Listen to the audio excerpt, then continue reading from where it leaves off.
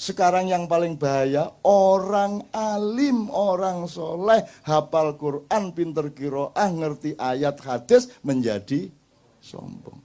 Sombongnya mungkin tidak kelihatan di wajah dan badannya, tapi terasa dari hatinya. Kadang-kadang ketok moto nek wis qiraah iku ngene. A'udzubillahi minasyaitonirrajim. Bismillahirrahmanirrahim. Awas kalau tidak kagum, awas kalau tidak kagum. Awas kalau tidak memuji saya, awas. Saya tidak bisa ngeklaim. Allah yang boleh ngeklaim, tapi saya boleh merasakan. Perasaan saya mungkin salah. Tapi saya pantulkan mungkin kesalahan itu. Syukur Anda menjumpai kebenarannya. Saya tidak pernah mengatakan bahwa yang saya omongkan benar. Kita itu sama-sama mencari kebenaran terus-menerus. Kapan-kapan saya berang biar menjelaskan bener piye jane. Itu ya teman sekalian ya. Oke, sekarang gini. Waktunya habis kira. Udah jam 3 pas. Gini. Ada Allah, tidak mengakui Allah. Ada Allah tapi mengingkari Allah. Ada Allah tapi menyekutukan Allah. Itu kan nanti diterjemahkan secara nilai. Dari filosofi, akidah, filsafat, moral, sampai aplikasi sosial, sampai hukum, sampai segala macam. Kalau seorang hakim memutuskan, tok itu tidak ada Allah dalam file pikirannya, itu ketukan palu ateistik. Jelas toh? Kan begitu rumusnya tadi. Karena ini luar biasa. Ini apa namanya? Apa kuwi jenenge pra-peradilan ini diterima apa tidak? Itu kan penting banget itu. Kalau Allah tidak terlibat di situ berarti ateis gitu ya kira-kira. Sekarang saya tanya, kalau dikebawakan lagi, kalau ada Allah berarti Anda secara moral jujur apa tidak jujur? Kalau ada Allah. Kalau secara ilmu objektif apa tidak objektif? Kalau secara olahraga sportif apa tidak sportif? Kalau secara hukum adil atau tidak adil? Kan sebenarnya sama semua itu. Yang namanya suci, itu kalau dalam hukum adil. Kalau dalam olahraga sportif, itu suci. Benar-benar suci. Kalau dalam ilmu, objektif. Jernih. Kalau dalam kesenian, pas. Ya Ben, ya mana Ben? Kalau pitch-nya do, ya do. Kecuali kepentingan estetiknya menyuruh donya naik dikit atau turun dikit dalam sifat-sifat pentatonik misalnya. Gitu ya. Sekarang saya tanya, praktis saja sama Anda. Apakah di sini Anda bisa jujur? Yang bicara tadi jujur apa tidak? Pakai dibatas-batasi enggak? Kalau ngomong aja toh. Sejujur-jujurnya apa adanya, betul enggak? Coba Dadang suruh pidato di masjid, coba. Coba, demi Tuhan saya ateis, jajal ngomong ngunu di Petamburan. Tapi Dadang boleh jujur menjadi dirinya.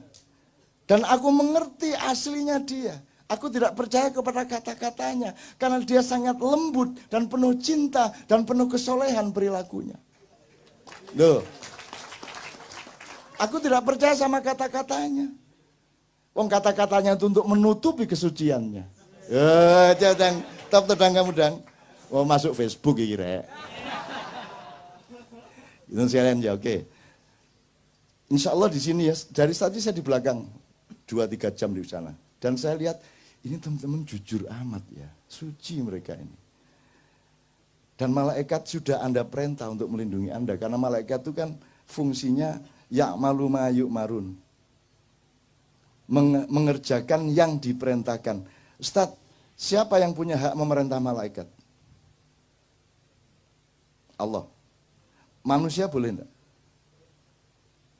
Tolong kapan-kapan antum jelasin ya. Siapa ahsani takwim? Manusia. Siapa yang diberi hak khilafah? Manusia. malaikat di bawah manusia atau di atas manusia dalam soal otoritas khilafah? Di bawah manusia, jadi Anda bisa perintah malaikat. Loh ini beneran. Kan bareng hati nih. Gendeng arek-arek iki. Kurang ajar aku diarani ngono karo arek-arek. Bayangin itu. Wah kalau banjir Nuh itu yang mati berjuta-juta orang itu Israel. Wah speed tinggi pokoknya itu. Remeh mbuh piro itu.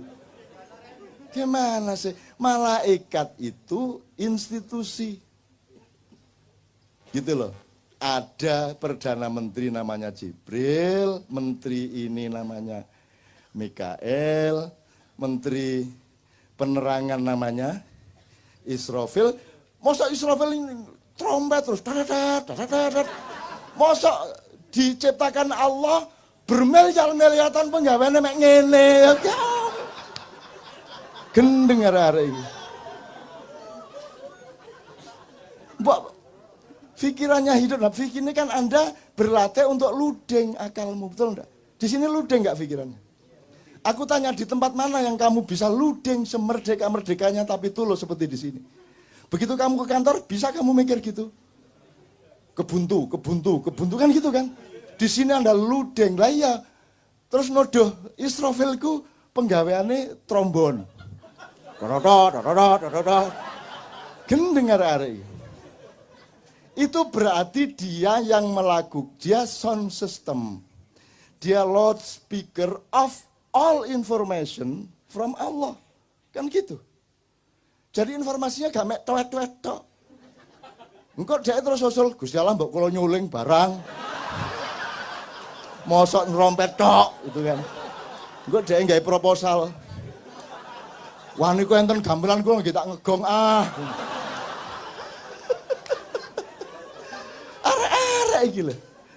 Gimana ulama-ulama ini jelasin Islam ya Allah? Kok tidak boleh berkembang akal sehat itu? Gitu loh. Itu berarti dia yang menjadi duta informasi. Jadi al-khabirnya Allah itu melalui Israfil. Tapi khususan untuk Muhammad surat sakti itu Jibril langsung Perdana Menteri gitu loh. Terus saiki mergo wis gak ono wahyu, Jibril nganggur. Ini bener.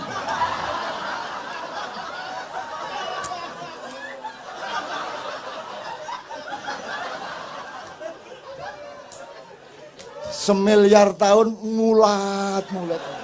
Terus gak ono nabi ya.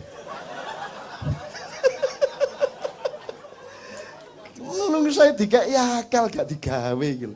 Jadi Jibril mau manggil karo awakmu itu. Aku mek diarani pensiun mulat. Terus mari ngono main biliar bola 3 kecetak ijen. Terus mari ngono aerobik. Arek-arek iki.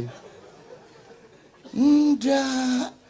Makanya belajar madza al-wahyu wa ma adraka mal wahyu. Wahyu itu apa dipelajari dong. Kalau ilham itu apa, hidayah itu apa, fadilah itu apa, maunah itu apa. Dipelajari gradasinya, strukturnya, perangkat-perangkat dan persyaratannya. Kamu pikir Allah itu membuat terus Allah itu wah ngenteni jek suwe kira Jokowi. Wah jek suwe ki Soeharto. Bagi Allah seluruh kejadian yang kita alami dari Adam sampai kiamat itu cuman des ngono tok. Kalamhin bil basar. Sekejapan mata ngene gitu. Jadi ketepnya niki wis kita sudah berlangsung sekian triliun tahun. Itu sama dengan Nabi Sulaiman bikin sayembara, ayo siapa yang bisa bawa istana Bilqis ke sini. Terus Ifrit saya yang akan angkut memindahkan istana Bilqis ke sini. Berapa lama kamu membawa? Kata si Sulaiman alaihissalam. Sebelum baginda berdiri dari singgasana, istana sudah sampai ke depanku. Sulaiman kan menghormati jane wis kesuwen jane gitu, tapi dia nggak ngomong dia. Bisi aku tok kesuwen nun ya. Nggih aku.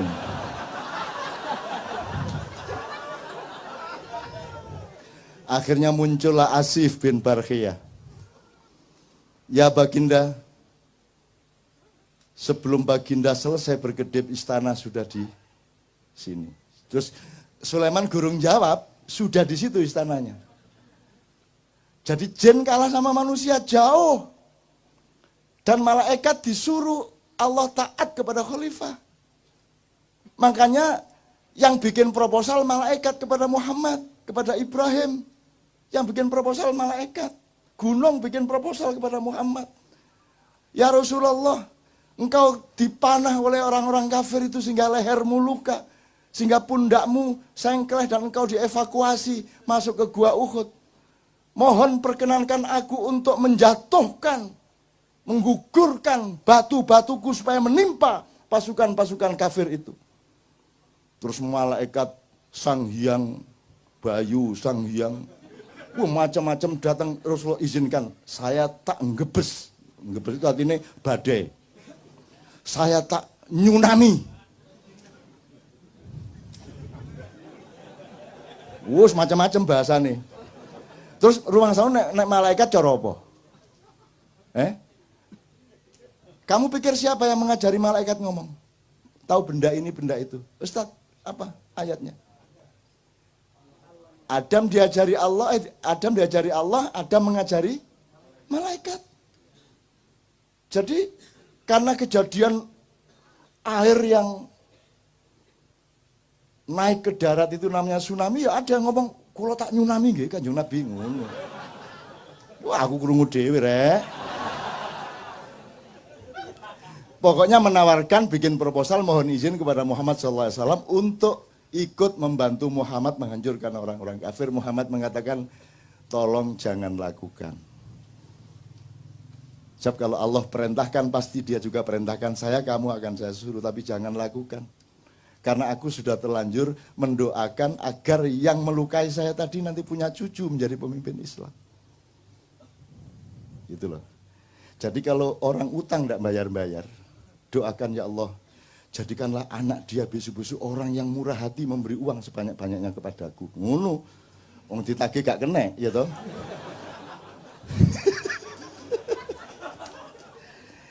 Gembira ya Anda ya. Loh, ini namanya rahmatan lil alamin. Bukan hanya rahmatan lil ad loh. Kita khalifatun fil ad, tapi rahmatannya lil alamin. Jadi Anda harus bisa ke Mars. Anda harus naik ke langit-langit.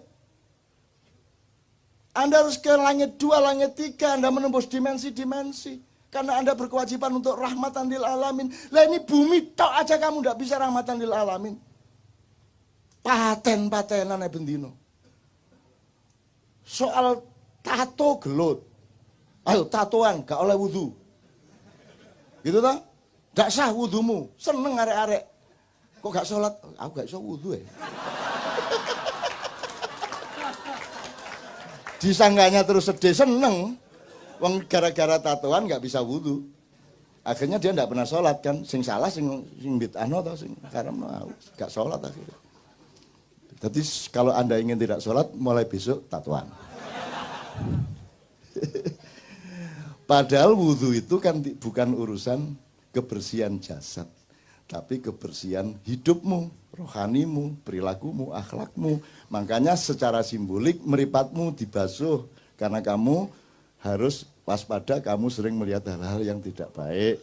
Begitu juga telingamu, mulutmu, hidungmu, dan seterusnya, kakimu, tanganmu dibasuh karena dia sering melakukan, dibersihkan dari perilaku-perilaku biasa. Kalau yang kentut pantatmu tidak diusap. Masa ana wudu ngene rek? Ngene wudu. Enggak ada. Bal yang kentut siapa? Jadi yang kotor mana? Pantatnya tuh. Nah jadi ternyata wudu itu bukan urusan kotornya badan. Wong buktinya yang dicuci mukanya. Kalau Anda tidak paham soal ini, lama-lama badanmu bertengkar sendiri. Badanmu, wajahmu begitu diwudu, mau. Aku gak melok ngentut.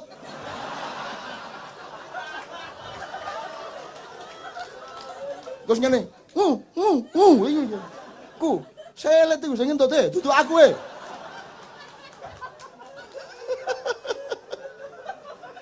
Logis ya? Jelas ya? Agama menggembirakan ya? Paling tidak menjadi rahmatan lil alamin pada dirimu, pada keluargamu, wis alhamdulillah. Kalau itu sudah kamu alami setahun 2 tahun, kamu adalah rahmatan lil alamin bagi tetanggamu, bagi semua yang ketemu dengan kamu. Kan begitu. Kalau Anda sudah mendapat cahaya, lama-lama Anda menyatu dengan cahaya, lama-lama Anda menjadi cahaya. Kalau Anda sudah menjadi cahaya, tidak perlu bersinar. Oh, tak terus gendeng kan. Kalau Anda sudah bersatu dengan Allah, Anda tidak butuh iman. Gendeng lagi. Terus YouTube. MH. Tidak butuh iman. Wow, titik 2. Dipotong meneh, so buntut. Maksud saya, iman itu kan jalan, jembatan untuk kamu berjumpa. Supaya kamu tidak ragu-ragu terhadap perjumpaan denganku, kata Allah. Maka kamu menyatu dengan Allah. Kalau kamu hidupmu sudah terus-menerus ludeng Allah dan kamu secara dialektis, kamu tidak butuh iman lagi.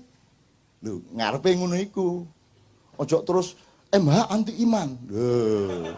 Gendeng arek-arek iki. Saya ditanya wartawan MI. Cak, kalau puasa Mbak Novia memasakkan apa? Kalau buka. Terus aku jawab, pokoknya saya itu ndak ingin yang susah-susah. Maksudnya, ya misalnya daging ayam itu kan kudu betot, dicekel apa? Belungnya terus wus angel Mas. Aku tempe tahu wis gampang, bleng ngecapi cepet. Terus besok keluar di koran MI. MH2 saya anti daging. Apa ini? Saya anti daging. Oh, jangan vegetarian. Nah, runo terusan akhirnya. Saya enggak vegetarian. Saya tidak anti daging. Bayangin kalau saya vegetarian dan saya yakin kepada vegetarianisme, terus semua manusia itu vegetarian, dunia akan hancur.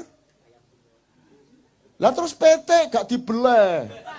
Wedhus ambruk, jalan Tamrin wedhus kabeh. Dek Senayan PT petok. Lah ndak boleh disembelih. Dibunuh ndak boleh, sembelih ndak boleh, terus piye? Wes akhirnya overpopulasi, kambing, sapi, kerbau, wes sembarang, burung dara semua. Nggak boleh diapa-apain kok. Jadi kalau vegetarian karena keperluan pribadi ndak ada masalah, tapi jangan dijadikan ideologi. Kalau tak laksanakan bener kan ngeluh dhewe kan ndasmu. Bayangno. Pewete iki. Macet-macet petok ubur petok ya apa. Istana iki sine wedhus. Ngarani bose.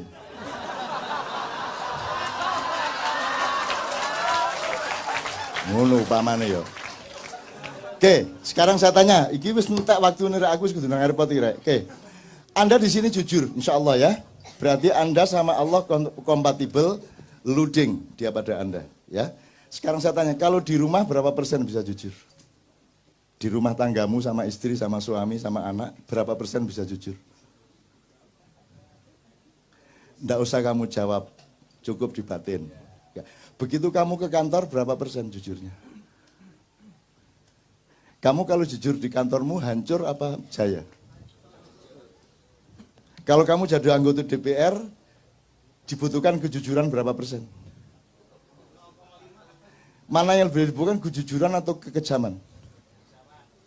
Mana yang dibutuhkan, kesantunan apa ketegaan hati? Jadi di negara ini, di mana tempat kejujuran? Di mana tempat kesucian? Di mana tempat kemurnian? Di mana tempat objektivitas? Di mana tempat keadilan?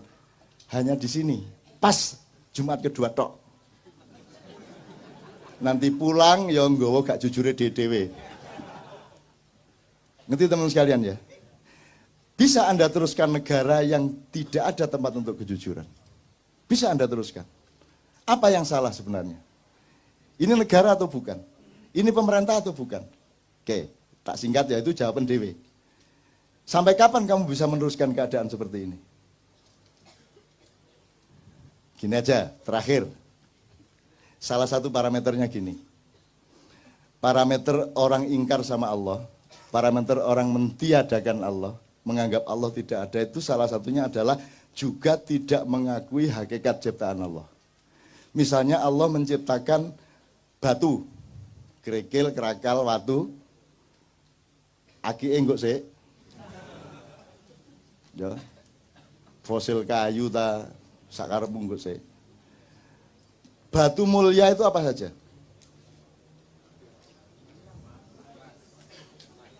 Emas, intan, berlian. Oke, mau milih apa? Intan gitu ya? Intan ya?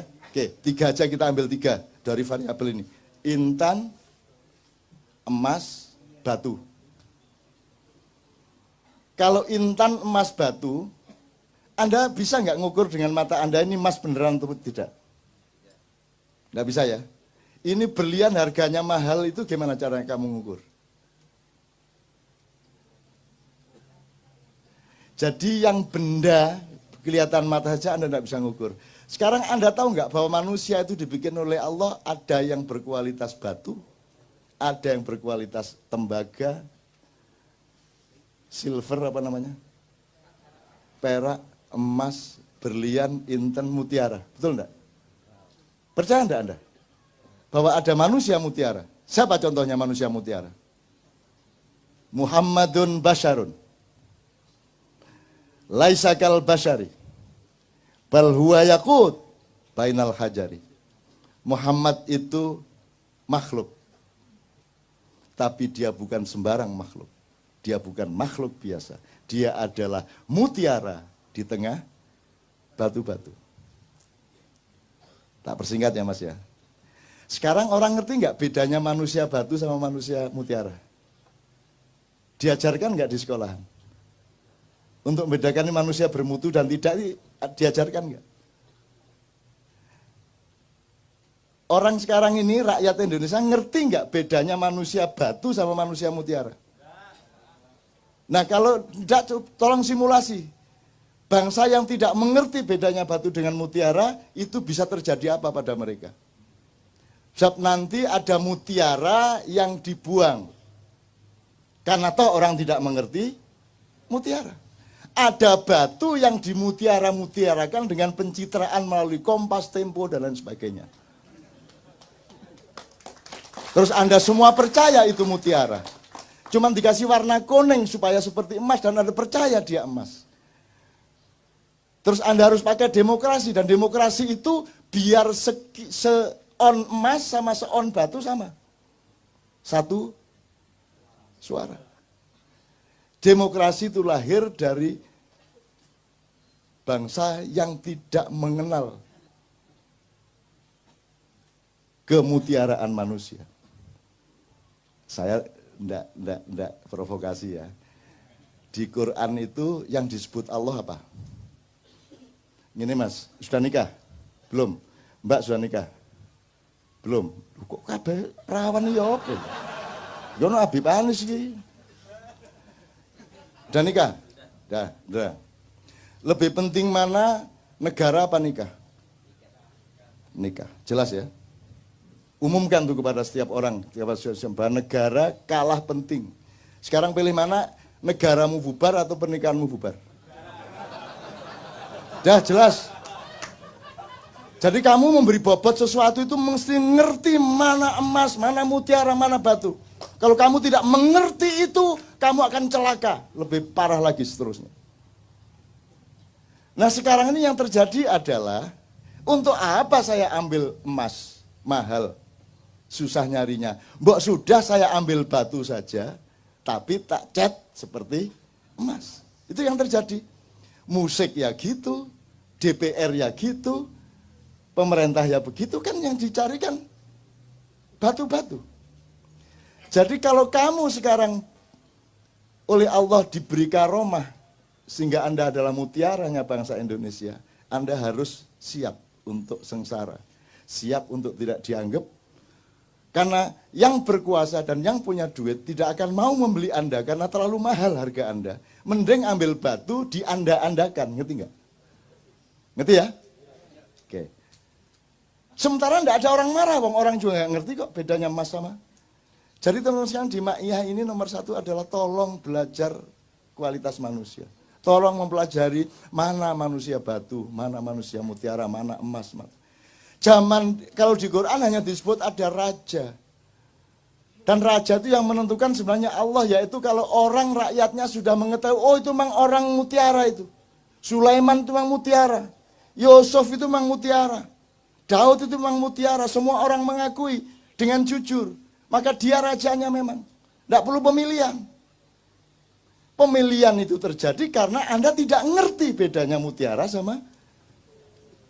Saya bukan anti pemilu. Tapi kalau diterusin memang anti pemilu. Tapi saya tidak mengatakan begitu. Bahwa outputnya seperti itu bukan salah saya. Nah sekarang Anda mau pilih mana? Di Quran tidak ada disebut kecuali kerajaan dan raja. Dan Anda ditipu selama 500 tahun ini. Anda pikir yang di sana itu kerajaan itu bukan kerajaan, itu bukan raja. Raja nggak begitu. Raja punya kualitas, raja punya wibawa. Kalau pakai terminologinya Ronggo Warsito ya, Satrio Pinandito, Sinisian Wahyu. Sinanding Wahyu, enggak apa-apa, Sinisian, Sinanding, bodoh, sama. Jadi Anda harus bisa melihat. Nah sekarang mutiara-mutiara justru dihancurkan. Apakah dia inovator teknologi? Harus dihancurkan. Apakah dia wartawan kreatif? Dikeluarkan. Karena Anda mutiara. Anda mau jujur, mau jernih, mau berbinar-binar seperti mutiara, Anda dikeluarkan. Yang dibutuhkan batu-batu yang dipoles. Karena sekarang yang nomor satu pencitraan. Yang penting itu bukan kamu itu ayam atau bukan. Yang penting rasamu ayam. Bener nggak? Kata Sabrang, jeruk itu hanya dipakai untuk cuci piring. Nah yang diminum orang itu yang rasa jeruk. Gendeng bang saya. Apalagi orang Jawa, ini sedang periode di mana orang Jawa memperhinakan dirinya. Kalau ada sinetron yang paling rendah derajatnya pasti orang Jawa. Kalau pembantu rumah tangga harus orang Jawa. Kalau pelawak yang dibodoh-bodohkan pasti orang Jawa. Bahwa bahasa yang paling jelek adalah yang medok. Sehingga orang Jawa pun kalau di televisi menjawa-jawakan dirinya, bagaimana kamu kok baru datang sudah malam begini. Ya gak ada orang Jawa ngomong ngono rek. Dimedok-medokkan. Jadi dia bikin jeruk tanaman, bikin jambu, bikin opo, ternak lele. Engkok nek wis ada jeruk yang bagus disebut jeruk Bangkok. Pokoknya nek Jawa itu ngelek dewe. Begitu apik nek gak Bangkok, Bombay, apa meneh? Jumbo, Mandarin kan gitu. Pokoknya yang istimewa, yang mutiara disebut luar negeri. Nah Anda bulan depan harus mulai tahu bahwa Anda ini direkayasa untuk ditutupi, dimusnahkan, dipendem, dihancurkan, disembunyikan dalam waktu yang sangat lama, 500 sampai 700 tahun tergantung cara kita melihat bagaimana, tetapi ini sudah sampai hampir ujungnya dan kita akan menemukan zaman yang baru sesudah itu. Insya Allah tidak lama lagi. Yang sehat badanmu, yang sehat, doakan saya juga sehat. Ini sudah berakhir, akan berakhir, tapi kita masih akan lucu enggak karu-karuan beberapa tahun ke depan ini. Terus lucu sampai jangan guyu. Gitu. Itu ya teman-teman sekalian ya. Pokoknya mutiara dan batu ya tolong diingat. Itu aja kira-kira saya kira saya harus segera ke airport. Saya mohon tidak bersalaman malam hari ini karena engkau sudah rohani ya. Kalau engkau masih membutuhkan tangan, jasad dan materialku, engkau rendah. Tapi karena engkau dan aku sudah mengalami pertemuan rohani yang agung, maka tidak perlu bersalaman secara langsung. Itu caranya mergo kati kepingin cepet-cepet. Loh ya kan gitu, orang hidup kan mesra ya kalau begitu kan. Ya kan berarti aku sudah menyalamimu ini sekarang. Gitu ya. Tak doain semua Anda di sini akan oleh Allah dibuka seperti Rasulullah dibuka oleh Jibril dada dan kepalanya. Hidupmu akan semakin terbuka. Kapan Anda butuh, Anda dapat dari Allah. Kapan Anda ada kesulitan, langsung Anda ketemu kemudahannya. Amin ya rabbal alamin. Saya mohon kita semua berdiri, Ustaz, mohon didoakan. Untuk teman-teman yang beragama secara formal bukan muslim, Anda tolong jangan cemas dengan doa secara Islam ini, karena Islam itu rahmatan lil alamin, jadi Anda dilindungi oleh orang Islam sepanjang Anda berbuat baik dan tidak curang kepada siapapun. Fadhil Ustaz. Al-Fatihah. A'udzubillahi minasyaitonir rajim. Bismillahirrahmanirrahim. Alhamdulillahirabbil alamin arrahmanirrahim maliki yaumiddin. Iyyaka na'budu wa iyyaka nasta'in ihdinas siratal mustaqim siratal ladzina an'amta 'alaihim. Astaghfirullahalazim astaghfirullahalazim astaghfirullahalazim. Allahumma shalli ala sayyidina Muhammad wa ala ali sayyidina Muhammad. Allahumma taqabbal minna salatana wa siyamana wa ruku'ana wa sujudana wa qu'udana wa tadarru'ana wa tahassu'ana wa tamim taksirana ya Allah ya Rabbal Alamin. Allahumma antas salam wa minkas salam wa alaika ya'udus salam fahayyina Rabbana bisalam wa adkhilna jannata darus salam tabarakta Rabbana wa ta'alaita ya dal jalali wal ikram. Ya Allah ya Rahman ya Rahim, ya Malik, ya Kudus, ya Salam, ya Mu'minul Muhaiminul Azizul Jabbarul Qahhar. Wahai pemilik alam semesta raya yang memiliki jiwa-jiwa kami, maka jadikanlah jiwa-jiwa kami yang jauh dari kesan untuk kami membangkang kepadamu. Jadikanlah malam ini malam yang penuh dengan keberkahan, malam yang penuh dengan makna untuk menghadirkan hidayah kepada kami semua.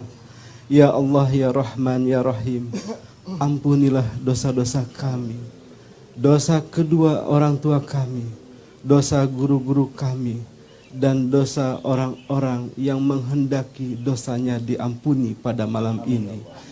Oleh karena itu ya Allah, bukakanlah pintu hidayah, inayah, dan karomah kepada kami yang jujur pada malam ini. Ya Allah ya Rahman ya Rahim, karena itu perkuatlah cinta kami kepadamu. Ana uhibbu ilaika ya Rabb, nahnu nuhibbu ilaika ya Rabb. Kami tidak mampu mengukur apa yang kami bisa perbuat untuk kami bisa diterima oleh Engkau. Tetapi yakinlah bahwa pada malam ini kami sesungguhnya mencintai Engkau dengan cara apa yang bisa kami lakukan. Ya Allah ya Rahman ya Rahim, bukakanlah apa yang mesti dibukakan, dan itu baik untuk kami. Tutuplah apa yang mesti ditutup, karena itu tidak baik untuk kami. Ya Allah ya Rahman ya Rahim, di bawah bimbingan pembimbing kami Kiai Ca'nun, insya Allah mudah-mudahan kita semua mendapatkan makna pada hari ini dan dihadirkan kembali dalam satu kehadiran yang penuh dengan kerinduan. Amin. Panggillah kami dalam kerinduan yang penuh dengan kerinduan kepadamu ya Rob, untuk kami bisa bertemu denganmu dalam satu ucapan, salamun qaulam mir rabbir rahim. Rabbana zalamna anfusana wa illam taghfir lana wa tarhamna lanakunanna minal khasirin. Irhamna ya arhamar rahimin, irhamna ya arhamar rahimin, irhamna ya arhamar rahimin. Rabbana atina fid dunya hasanah wa fil akhirati hasanah wa qina azabannar. Subhana rabbika rabbil izzati amma yasifun wa salamun alal mursalin walhamdulillahi rabbil alamin. Al-Fatihah. A'udzubillahi minasyaitonir rajim. Bismillahirrahmanirrahim. Alhamdulillahi rabbil alamin arrahmanir rahim maliki yaumiddin. Iyyaka na'budu wa iyyaka. Teman-teman sekalian, 2 menit. Insya Allah karena Anda sudah mempersembahkan kesucian hati, kejujuran pikiran, kearifan budaya, dan kesabaran mental selama 8 jam penuh untuk umat manusia, untuk bangsa Indonesia, untuk makna rahmatan lil alamin, maka insya Allah Anda sekarang punya hak untuk memohon khusus untuk keperluan Anda pribadi dan keluarga, atau apapun yang menyangkut kehidupan Anda. Bayangkan, renungkan, dan ucapkan di dalam hati masing-masing apa yang Anda perlukan dari Allah. Anda mohonkan kepada Allah, Mudah-mudahan Allah tidak tega untuk tidak mengabulkan karena Anda telah membuktikan cinta Anda yang luar biasa, kesabaran yang luar biasa demi umat manusia, demi bangsa Indonesia, demi rakyat dan rahmatan lil alamin. Semua nanti ucapkan kun fayakun supaya Allah mengabulkannya betul. A'udzu billahi minasy syaithanir rajim.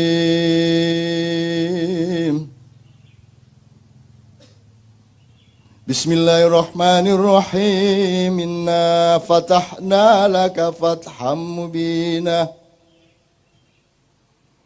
Liyaghfira laka Allahu ma taqaddama min dzambika wa ma ta'akhkhar. Wa yutimma ni'matahu 'alaik. وَيَهْدِيَكَ صِرَاطًا مُسْتَقِيمًا وَيَنْصُرَكَ اللَّهُ نَصْرًا عَزِيزًا اللهم صل وسلم على سيدنا محمد وعلى آل سيدنا محمد إنما أمره إذا أراد شيئا أن يقول له إنما أمره إذا أراد شيئا أن يقول له إنما أمره إذا أراد شيئا أن يقول له كن فيكون فسبحان الذي بيده ملكوت كل شيء وإليه ترجعون ربنا آتنا في الدنيا حسنة وفي الآخرة حسنة وقنا عذاب النار سبحان ربك رب العزة عما يصفون وسلام على المرسلين والحمد لله رب العالمين الفاتحة.